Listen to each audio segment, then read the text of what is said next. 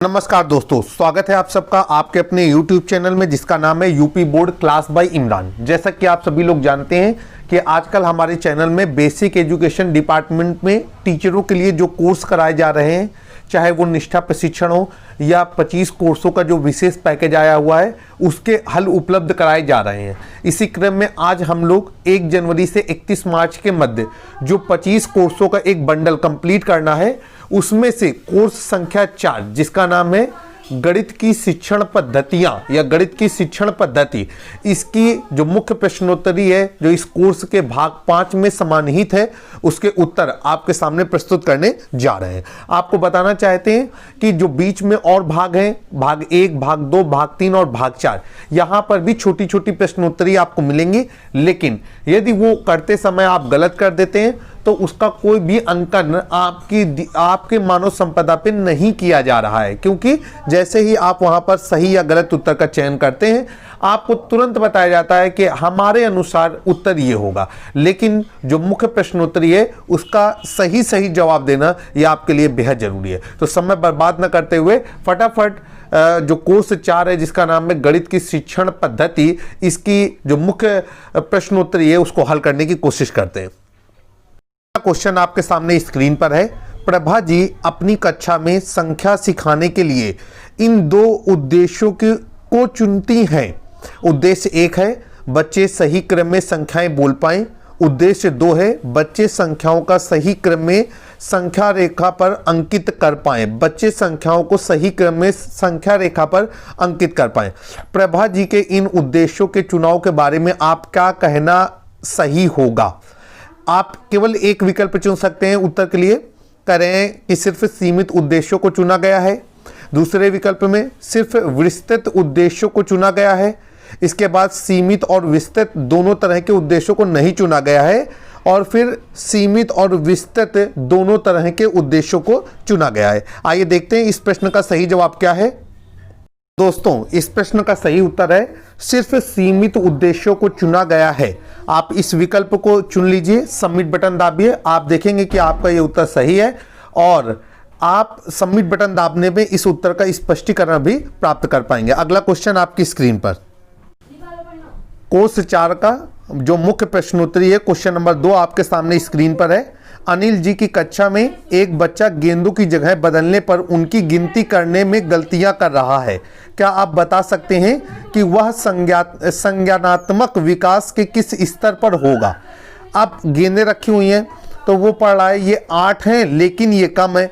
इसके बाद जो है फिर गेंदें रखी हुई हैं, आप सामने स्क्रीन पे देख सकते हैं ये ज़्यादा हैं, ये 10 होंगी। आपको केवल एक विकल्प चुनना है।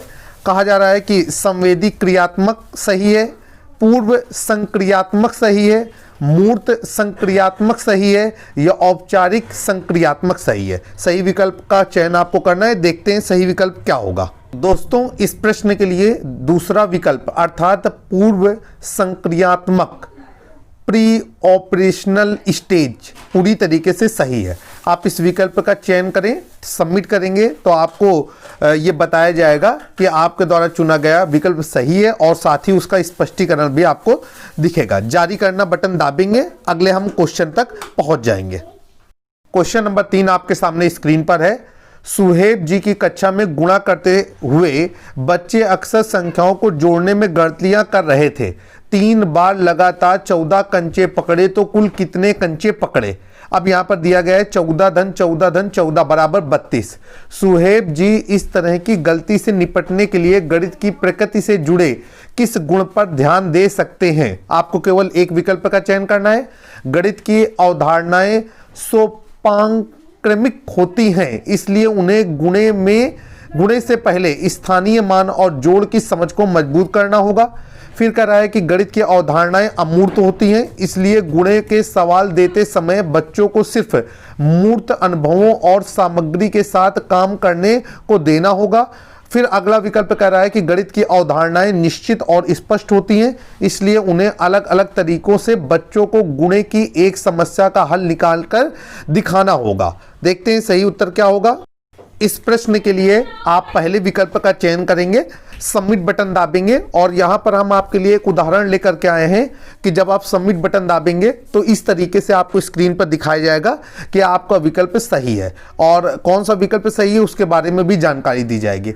आप जारी रखना बटन पर क्लिक करेंगे जिससे हम अगले क्वेश्चन तक पहुंच जाएंगे। क्वेश्चन नंबर 4 आपके सामने स्क्रीन पर है, मुख्य प्रश्नोत्तरी चल रही है। हरप्रीत जी की कक्षा में बच्चे समझ के अलग अलग स्तरों पर हैं, लेकिन वे चाहती हैं कि उनकी कक्षा में हर बच्चा सीखे और आगे बढ़े। इसके लिए उन्होंने अपनी कक्षा के लिए किस तरह की तैयारी करनी होगी। आप एक से अधिक विकल्प को चुन सकते हैं।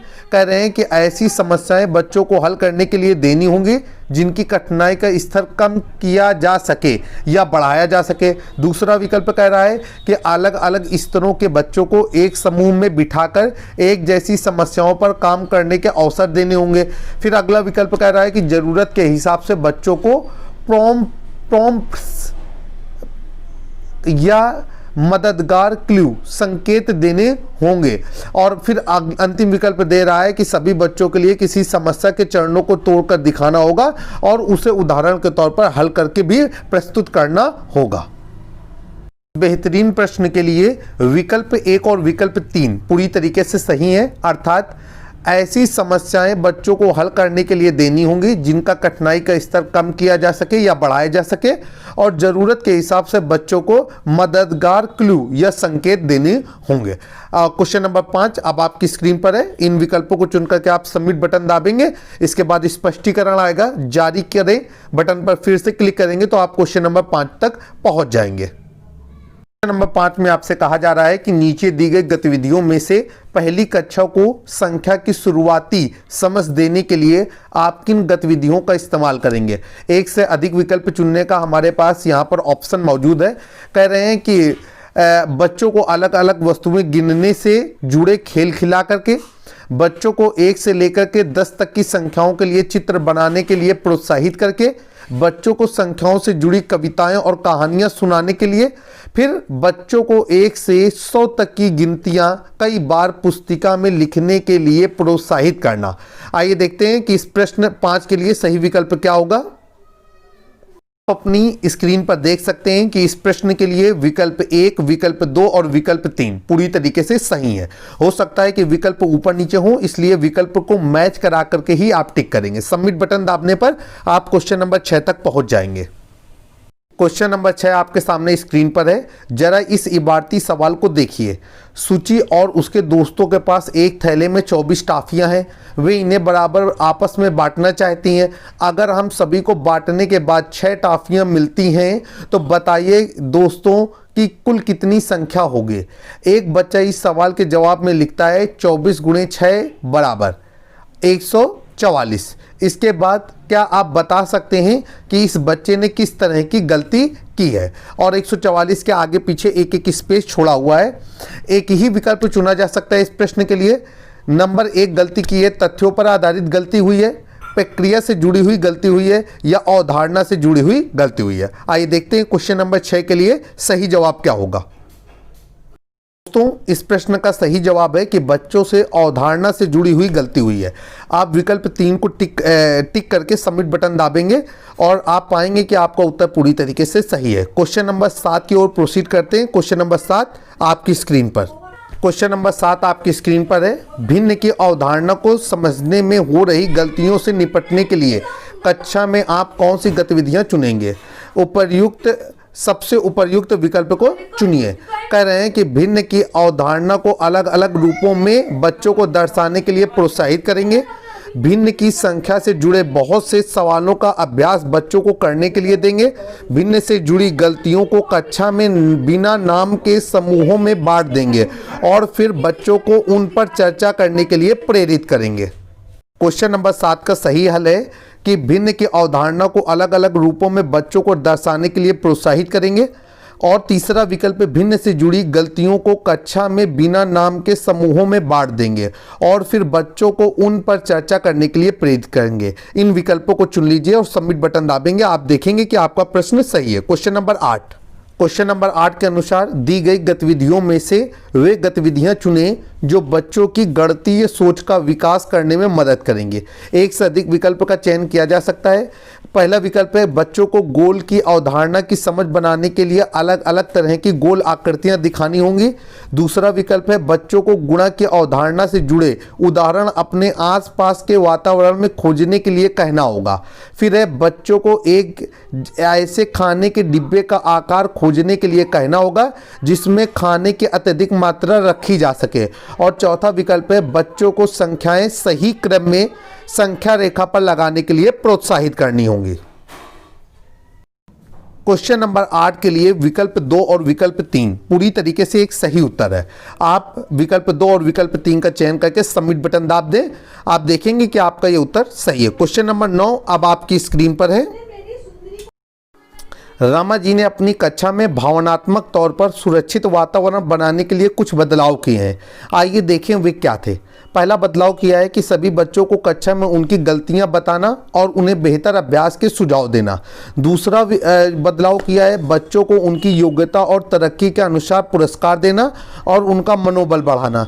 तीसरा जो बदलाव किया है सभी बच्चों को अपनी गलतियों पर छोटे छोटे समूहों में बातचीत करने के मौके देना और एक दूसरे को सुझाव देने के लिए प्रोत्साहित करना। चौथा जो बदलाव किया गया है वो है बच्चों को बताना कि एक दूसरे का काम जांचते समय एक दूसरे के विचारों का सम्मान कैसे किया जाए। इन सभी बदलावों में आपके अनुसार कौन से बदलाव सही हैं? प्रश्न कह रहा है विकल्प 1 कि पहला और दूसरा बदलाव सही है। फिर कह रहा है कि दूसरा और तीसरा बदलाव सही है, तीसरा और चौथा बदलाव सही है, या तीसरा और पहला बदलाव सही है। तो ये आत्म आकलन से संबंधित प्रश्न है। इसका सही उत्तर होगा तीसरा और चौथा बदलाव पूर्णतया सही है। आप इस विकल्प को चयन करके सबमिट बटन दाबेंगे और अगले क्वेश्चन तक पहुंच जाएंगे। क्वेश्चन नंबर 10 आपके सामने स्क्रीन पर है। एक कक्षा के परिणाम आने पर शिक्षक ने पाया कि उनकी कक्षा में करीब 1/3 बच्चे गुणा का किसी भी तरह का सवाल हल नहीं कर पाते हैं। कुछ बच्चे गुणे से जुड़े इबारती सवाल नहीं हल कर पाते हैं और बाकी बच्चे गुणे के सवालों के रूप को बदलने पर उन्हें हल नहीं कर पाते हैं। कह रहे हैं कि इस समस्या से निपटने के लिए शिक्षक को किस तरह के समूहों में बच्चों को गुणा सिखाना होगा। केवल एक विकल्प का चयन कर सकते हैं। 4 विकल्प दिए गए। मिश्रित समूहों में बांटना होगा, बहुस्तरीय समूहों में बांटना होगा, अकेले अकेले बैठा करके सवाल कराने होंगे और फिर मिश्रित और बहुस्तरीय दोनों तरीके के समूहों में उन्हें बैठाना होगा। आइए इस अंतिम प्रश्न का सही उत्तर जांचते हैं क्या है। बहुस्तरीय समूहों में बच्चों को बैठाना होगा। विकल्प 2 का आप चयन कर लीजिए, सबमिट बटन दाबेंगे और आप पाएंगे कि आपका विकल्प पूरी तरीके से सही है। तो इस चौथे कोर्स की मुख्य प्रश्नोत्तरी को आपने पूरी तरीके से हल कर लिया है, जहां पर हमारे द्वारा कोशिश की गई थी कि आपको सारे प्रश्नों के सही जवाब बताए जाएं। दोस्तों, अगर आपको हमारे वीडियो पसंद आ रहे हैं तो प्लीज़ हमारे चैनल को सब्सक्राइब करें और बेल आइकॉन दबाना कतई ना भूलें। हमारे नए वीडियो अपडेट्स आपको मिलते रहेंगे और तमाम तरीके की ट्रेनिंग से जुड़ी प्रश्नोत्तरी और बेसिक शिक्षा से संबंधित जुड़े हुए प्रमुख समाचारों और जानकारियों के लिए हमारे चैनल से जुड़े रहिए। मैं आपका दोस्त और होस्ट, जल्द फिर आपसे मुलाकात होगी। जय हिंद, जय भारत।